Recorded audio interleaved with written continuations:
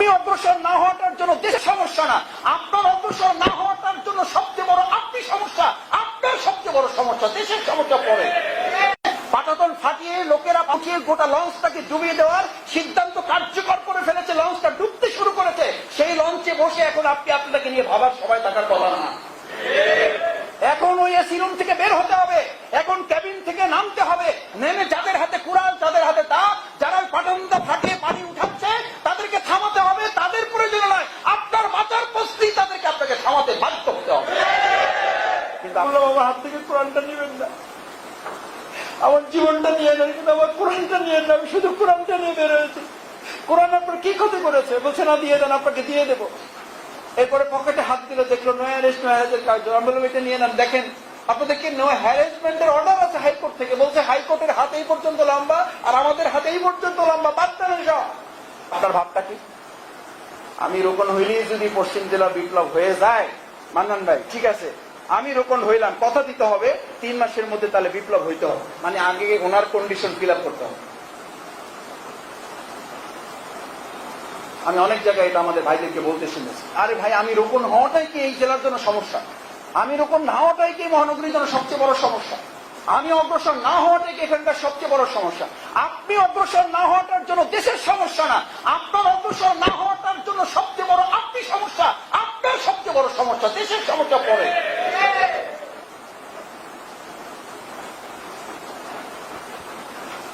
আপনার দৃষ্টিতে অন্যের আবর্জনাগুলো পড়ে না।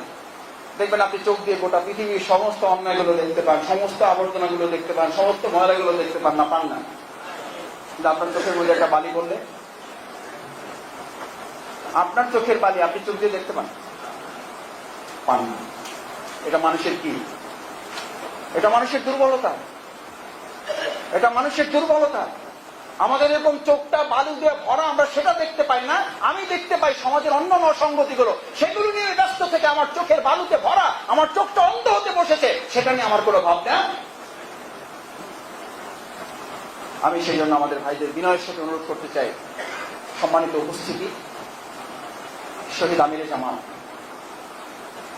মাওলানা মতিউর রহমান নিজামী ভাই ফাঁসির আর মাত্র কয়েকদিন বাকি।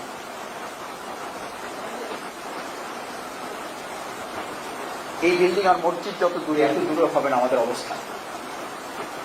আমরা জানালা দিয়ে কোনো সময় নিয়ে বারান্দায় আসলে আমরা ওনাকে দেখতে পেতাম, আমরা দেখার জন্য ওদের আগ্রহ অপেক্ষা করতাম।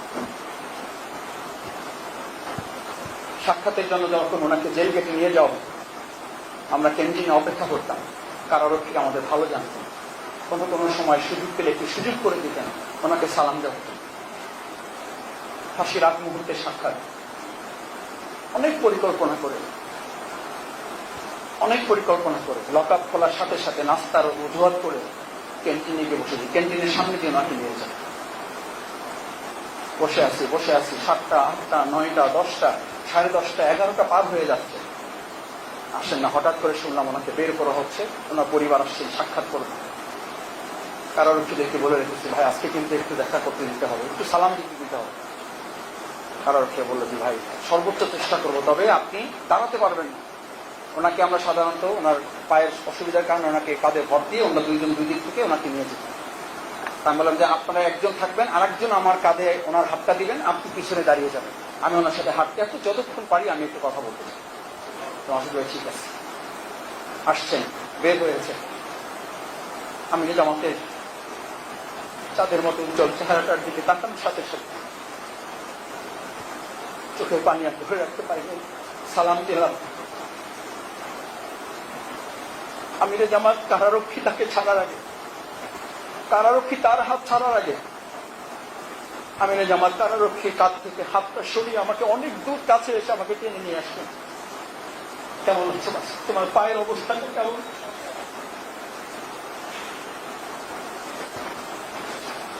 কপালে চুমি দিয়ে এখানে হাত রেখে বললেন তোমার মাথায় নাকি আঘাত লেগেছে।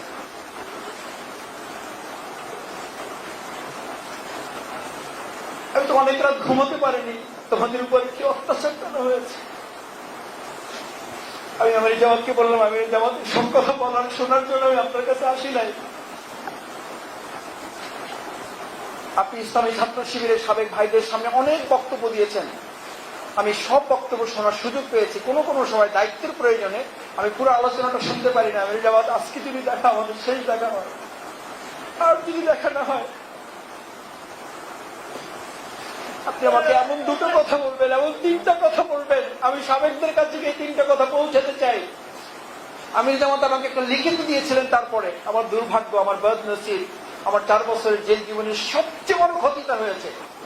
আমি যখন প্রথমবার জেল থেকে বের হই, আপনারা জানেন আমার হাতে একটা কোরআন শরীফ ছিল, হাইকোর্টের একটা নো অ্যারেস্ট নো হ্যারেস্ট একটা পেপার ছিল, আর আমির জামাতের ওই লেখা ছোট্ট পেপারটা আমার কাছে ছিল।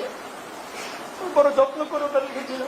আমি জেল থেকে বের হওয়ার সময় কাপড় নেইনি, জুতা নেইনি, লুঙ্গি নেইনি, কিচ্ছু নেইনি, শুধু কোরআন শরীফ নিয়েছি, শুধু অ্যারেস্টের কাগজটা নিয়েছি, আর আমি আমির জামাতের এই খাতাটা নিয়েছি। আমি দুর্ভাগ্য, আমাকে গাড়িতে ওঠানোর সাথে সাথে যখন তারা চোখ বেঁধে ফেললো, চোখ বেঁধে আমার কাছ থেকে কোরআন শরীফটা নিয়েছে। আমি বললাম, আমার হাত থেকে কোরআনটা নেবেন না, আমার জীবনটা নিয়ে নেন, কিন্তু আমার কোরআনটা নিয়ে নেন। আমি শুধু কোরআনটা নিয়ে বের হয়েছি।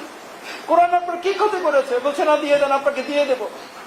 এরপরে পকেটে হাত দিলে দেখলো নো অ্যারেস্ট নো হ্যারেস্টের কাজ। আমি বললাম, এটা নিয়ে নেন, দেখেন আপনাদেরকে নো হ্যারাসমেন্টের অর্ডার আছে হাইকোর্ট থেকে। বলছে হাইকোর্টের হাতে এই পর্যন্ত লম্বা, আর আমাদের হাতে এই পর্যন্ত লম্বা, বাদ দেন সব। এরপরে এই পকেটে হাত দিয়ে যখন আমির জামাতের লেখা কাগজটা বের করলো, আমি চিৎকার করে বললাম, প্লিজ আমাকে আপনার আজীবন জেলখানে রাখেন, এই কাগজটা নেবেন না। আমির জামাতের 11টা পয়েন্ট ওখানে উল্লেখ করা ছিল। একটা পয়েন্ট শুধু আপনাদেরকে বলে, তখন ওইটা মনে করিয়ে দিয়েছিল আমাকে। বলছে, তোমাকে আমি লিখে দেবো, এখন শুধু একটা কথা তোমাকে বলি। এই যে তুমি তোমাকে আমি টেনে নিয়ে তোমার কাঁধে হাত রাখলাম, ইসলামী ছাত্র শিবিরের কাঁধে শুধু আমার হাতটা না। আমি বললাম, আমির জামাত আপনি শুধু হাতটা রাখবেন, আপনার পুরো বডির ভারটা আমার শরীরে এমন ভাবে দিবেন যেন আপনার হাত দিয়ে একটু কষ্ট না হয়। আমির জামাতকে আমি সাধারণত কাঁদতে দেখি নাই। শক্ত পাহাড়ের মতো মানুষ। 2006 সালের 28 অক্টোবর যারা দেখেছেন ওনার ভিডিও, বৃষ্টির মতো বোমা বর্ষণের মুহূর্তে উনি পাহাড়ের মতো অটল অবিচল থেকে কণ্ঠে একটু পরিবর্তন না করে স্বাভাবিকভাবে বক্তব্য চালিয়ে গেছেন, স্বাভাবিক সময় শেষ করেছেন। এবং বলা হয়েছিল আমির জামাত গুলি আসছে, বোমা আসছে, আপনি একটু মাথাটা নিচু করুন। উনি বলেছিল, আমার মাথা নিচু হলে আমার কোন কর্মী মাথা দাঁড় করিয়ে রাখবে, আমি মাথা নিচু করার জন্য এখানে আসি নাই। সেই আমির জামাতকে আমি সেদিন দেখলাম, আমার আবেগের সামনে আমির জামাতের চশর থাকতে ফোটা ফোটা পানি আমার গালের উপরে পড়ছে। আমি আমির জামাতকে বললাম, আমির জামাত আমি সাবেক ছাত্র ভাইদের জন্য কি বলবো? আমাদেরকে অনেক সময় প্রধান অতিথিকে এই কথাই বলেছিলাম, আমাদেরকে প্রধান অতিথি করে নেওয়া হয় না, আমাদেরকে প্রধান আসামি করে নেওয়া হয়। যে ছাত্র শিবির তো তৈরি হয়েছে ছাত্র শিবিরের জন্য না, ছাত্র শিবির তৈরি হয়েছে জামাত ইসলামীর নেতৃত্ব সাপ্লাইয়ের জন্য। তারা যখন চুপ করে বসে থাকে, কোনো কারণে তারা যখন মিসগাইড হয়ে যায়, কি বক্তব্য আমরা তাদের সামনে দিব, কি করা উচিত আমির জামাত আমাদের তাদের জন্য? একটা কথাই শুধু বলেছিলেন, আর লেখা 11টা পয়েন্ট। আজকে সেই আলোচনাগুলো মাঝখানে করে ফেলেছি। শেষ পয়েন্টটা ছিল, বলেছিলেন যে তোমার হাতে আমরা যে কাঁধ রেখেছি, তোমার কাঁধে যে হাতটা রেখেছি, তুমি যে বললো আমার পুরো শরীরের ভারটা আমাদের কাঁধে আপনি বহন করান। মাসুদ, সাবেকদের সামনে যদি আল্লাহ তাআলা তৌফিক দেয় বেঁচে থাকি তাহলে তো আবার যাব, আর যদি জেলখানায় চূড়ান্ত ফায়সালা হয়ে যায় দেখা হবে না। আমার সালাম দিয়ে সাবেকদের উদ্দেশ্যে বলবে, ইসলামী ছাত্র শিবির আমাদের হৃদয়ের কাছে সবচেয়ে বড় আপন, তারা আমাদের সন্তানের মতো। ছাত্র শিবিরের কাঁধে বার্ধক্যে পরিণত হওয়ার পর মা বাবা শুধুমাত্র তার হাতটাই রাখতে চায় না, পুরো বডির ভাতটা রাখতে চায়। ছাত্র শিবিরের ভাইদেরকে আমার সালাম দিয়ে বলবে, যদি যেতে না পারি, ইসলামী ছাত্র শিবিরের সাবেকদের দায়িত্ব হচ্ছে বাংলাদেশ জামাত ইসলামী ইসলামী রাষ্ট্রের স্বপ্ন দেখে সেই স্বপ্নের পুরো বোঝাটা ছাত্র শিবিরের সাবেক ভাইদের বহন করে বাংলাদেশকে একটা ইসলামী পূর্ণাঙ্গ রাষ্ট্র তৈরি করার দায়িত্ব নেওয়ার কাজ হচ্ছে ইসলামী ছাত্র শিবিরের সাবেক ভাইদের। আমি আমির জামাতের এই কথাটুকু আপনাদের কাছে পৌঁছে দিয়ে দেওয়ার জন্যই আমি ঢাকা থেকে এসেছি, শুধু এই লাইনটা পৌঁছে দেওয়ার জন্য। বাকি আগের কথাগুলো শুধু এটার ভূমিকা হিসাবে বলেছি। আমি যদি এই কথাগুলো আপনাদের কাছে পৌঁছে দিতে পারি, একটা সেন্টেন্স যদি আপনাদের কাছে পৌঁছে গিয়ে থাকে, এটা যদি আপনাদের কানে আপনারা শুনে থাকেন, আমি কারো কথা থেকে শুনে বলছি না, আমার নিজের কানে ওনার হাতের লেখা দেখে আমি আপনাকে বলছি। আমরা বাংলাদেশ জামাত ইসলামীর এই 56,000 বর্গ মাইলে একটা ইসলামী রাষ্ট্র প্রতিষ্ঠার বোঝাটার যে দায়িত্ব আমির জামাত আমাদের কাঁধে দিয়ে গেছেন, এই কাজটা তৈরি করার জন্য আমি আমাকে কি প্রস্তুত করতে পারবো ইনশাআল্লাহ? আমার ভাইয়েরা, আল্লাহ তাআলা আমাদের সবাইকে তার দিনের জন্য, আমাদের প্রিয় মাতৃভূমি বাংলাদেশের জন্য, 56,000 বর্গ মাইল আল কোরআনের শাসন কায়েমের জন্য, ইসলামী রাষ্ট্র বিনির্মাণের জন্য আল্লাহ তাআলা আমাদের সবাইকে কবুল ও মঞ্জুর করুন। সেই প্রত্যাশা ব্যক্ত করে আমার কোনো কথায় যদি আপনারা কষ্ট পেয়ে থাকেন, মেহেরবানি করে আমাকে ক্ষমা করবেন, মাফ করবেন। আল্লাহ তাআলা আমাদেরকে মাফ করুন। একটা শব্দ যদি আল্লাহ পছন্দ হয়ে থাকে, সেটার উসিলায় আল্লাহ তাআলা যেন আমাদেরকে দয়া করে কাল কিয়ামতের কঠিন ময়দানের নাজাতের উসিলার জন্য, দুনিয়ার কল্যাণের জন্য আজকের এই প্রোগ্রামকে কবুল ও মঞ্জুর করেন। ওয়া আখিরু দাওয়ানা আলহামদুলিল্লাহি রাব্বিল আলামিন।